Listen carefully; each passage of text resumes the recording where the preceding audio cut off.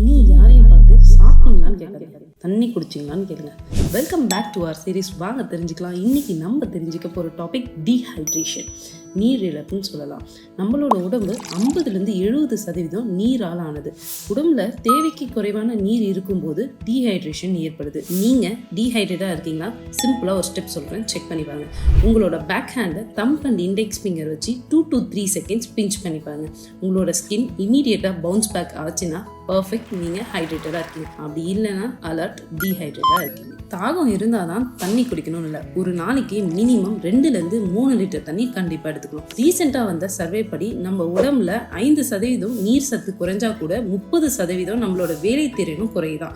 இதோட சீரியஸ்னஸ் தெரிஞ்ச நிறைய ஸ்கூல்ஸ் அண்ட் ஆஃபீஸில் ஹைட்ரேஷன் பில், வாட்டர் பில்னு எவ்ரி 1 hour once ரிமைண்ட் பண்ணிட்டு இருக்காங்க. எஸ்பெஷலி அன்னோட்டிஸ் டீஹைட்ரேஷன் வின்டரில் தான் ஏற்படுது. பிகாஸ் நம்மளோட தர்ஸ்ட் சென்சேஷன் கம்மியாக இருக்கும், நம்மளோட ஃப்ளூயிட் லாஸையும் நோட்டீஸ் பண்ண மாட்டோம். அப்போது ஆல் ப்ராப்ளம்க்கும் ஒரே சொல்யூஷன் வாட்டர் தாங்க.